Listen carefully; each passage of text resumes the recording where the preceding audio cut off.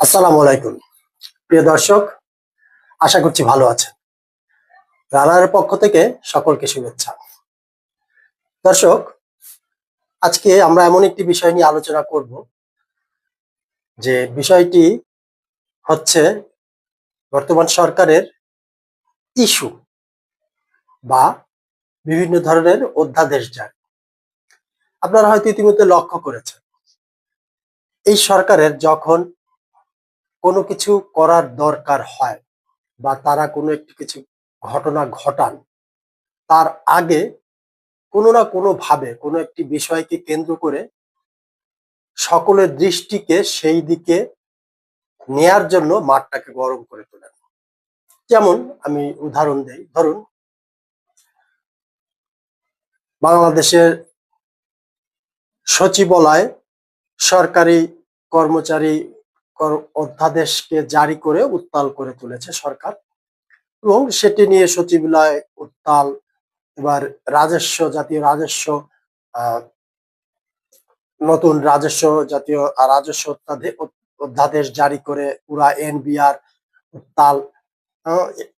এই যে বিভিন্ন ধরনের অধ্যাদেশ বা বিভিন্ন ধরনের ইস্যু বা বিভিন্ন সময় বিভিন্ন ধরনের এক একটি বক্তব্য প্রধান উপদেষ্টা সহ সরকারের বিভিন্ন পর্যায় থেকে বলে পুরা দেশটাকে একদম একটা উত্তাল করে তোলা হয়, গরম করে তোলা হয়। ঠিক সেই ফাঁকে বা সেই সুযোগে কিছু না কিছু একটা সরকার ঘটিয়ে থাকে। এর মধ্যে যখন এই ধরনের তালগোল পাকাচ্ছিল করিডোর, এই সমস্ত ঘটনার ফাঁকে করিডোর ইস্যু নিয়ে সরকার অনেকটা এগিয়ে যায়। তারপরে আহ চট্টগ্রাম বন্দর নিয়ে, তারপরে আরো এই ধরনের কোনো না কোনো একটা ইস্যু সরকারের ভেতরে যখন একটা পরিকল্পনা চলতে থাকে, তখন তারা এরকম বিষয়গুলোকে সামনে নিয়ে আসে। সর্বশেষ এখন আমাদের সামনে যেটি নিয়ে আসলো সেটি হচ্ছে মুক্তিযুদ্ধ এবং মুক্তিযোদ্ধার সংজ্ঞা দিয়ে একটা অধ্যাদেশ জারি করলেন সরকার। প্রথম প্রশ্ন হচ্ছে যে যদি বিশ্লেষণ করা হয়, আমরা যদি এটিকে নিয়ে বিশ্লেষণ করার চেষ্টা করি যে আদৌ কি এটির যৌক্তিকতা ছিল বা এই সময় প্রয়োজন ছিল, আপনারা কি এটি মনে করেন?